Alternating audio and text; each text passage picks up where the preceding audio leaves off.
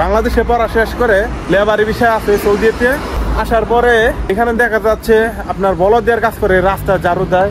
আবার হয়তো ভাবতেছেন যে সৌদিতে গেলে ইংলিশে কথা বলতে হইব, না এমন না ভাই। সৌদি আরবে আসলে আরবি ভাষায় কথা বলা লাগবে বেশি, আর হিন্দিতে। ঠিক আছে, আসসালামু আলাইকুম, কি অবস্থা সবার? আশা করি আপনারা সবাই ভালো আছেন। সৌদি আরবে যদি আপনি আসতে চান তাহলে আপনার কতটুকু পড়ালেখা থাকতে হবে, কতটুকু যোগ্যতা থাকতে হবে, তো এটা নিয়ে অনেকে কমেন্ট করেন ভাই।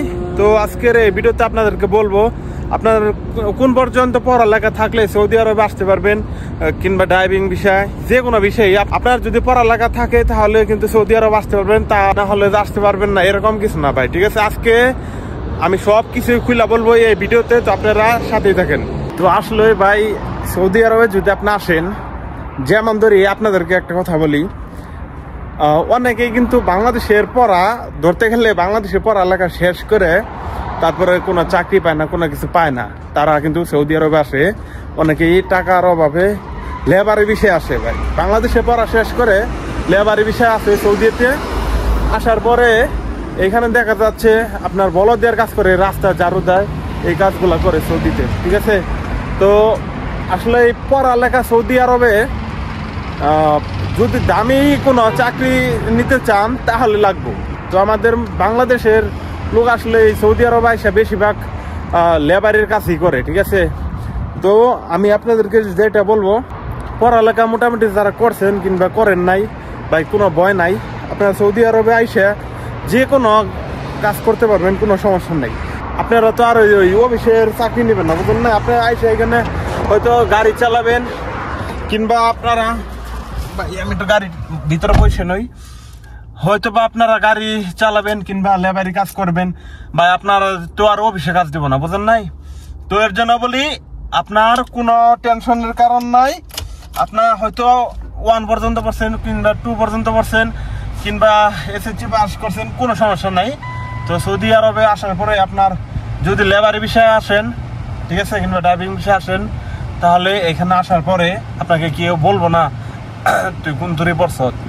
ঠিক আছে, তো আবার হয়তো ভাবতেছেন যে সৌদিতে গেলে ইংলিশে কথা বলতে হইব, না এমন না ভাই। ইংলিশে কথা বলতে হইব না, হ্যাঁ বলা যায়, মানে অনেক লোক আছে, ফিলিপাইনি আছে, মানে অনেক লোক আছে ধরেন যারা ইংলিশে কথা বলে, তারা কিন্তু আইসা আরবি শিখে, হিন্দি শিখে। ঠিক আছে, সৌদি আরবে আসলে আরবি ভাষায় কথা বলা লাগবে বেশি, আর হিন্দিতে। ঠিক আছে, বাঙালিদের সাথে যখন দেখা হবো তখন বাংলা ভাষায় কথা বলবো, তাছাড়া এমনি হিন্দি আর হচ্ছে আরবি। ঠিক আছে, ইংলিশে কার সাথে কথা বলবেন না, আসলে বেশিরভাগ সৌদি আরবের লোকেরা ইংলিশ জানে না। ঠিক আছে, তো এটা তো কোনো কিছু না, আপনি কোনো রকম আপনার নাম তো লিখতে পারবেন, নাম লিখে আপনি 1 2 তো লিখতে পারবেন। এই দেশে কি ধরেন আপনার করতে হবে, ধরেন একটা এই যে গাড়িটা নিয়ে যাইতেছে, গাড়ির নাম্বারটা লিখতে পারবেন না? হ্যাঁ, আপনার এটা যদি না থাকে তাহলে ভাই কি বলবো ভাই, এই গাড়ির নাম্বারটা লিখতে পারবেন না মানে? সৌদিতে যে দেখেন, এই যে দেখেন ভাই, একটা গাড়ির নাম্বারে মনে করলেন যে কয়টা অক্ষর থাকে? 4টা। ঠিক আছে, তো 4টা অক্ষর থাকে, তো এগুলা পারবেন না ভাই লিখতে। ধরেন এগুলা হচ্ছে যারা রেন্টিকার কোম্পানিতে আসে তারা লেখাপড়া হালকা লাগে। ঠিক আছে, তো ওই লেখালেখি করার লাগে।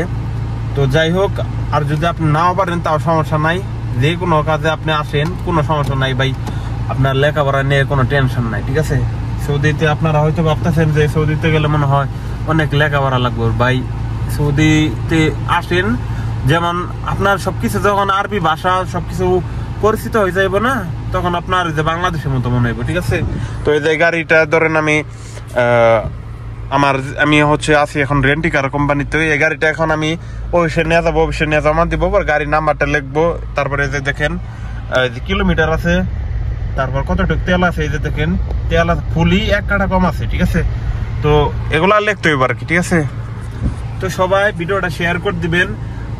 সৌদিতে যারা যাইতে চাইতেছে বাংলাদেশ থেকে, তো তাদেরকে শেয়ার করে দিবেন। আপনার যদি বন্ধু বান্ধব থাকে কিংবা আত্মীয় স্বজন থাকে, তাদেরকে ভিডিওটা শেয়ার করে দিবেন।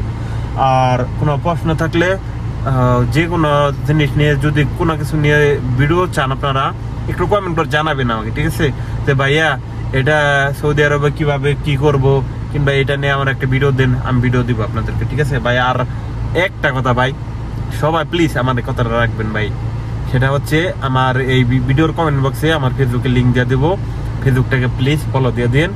ওইটার মধ্যে কিন্তু আমি সবসময় ভিডিও আপলোড করি, ঠিক আছে?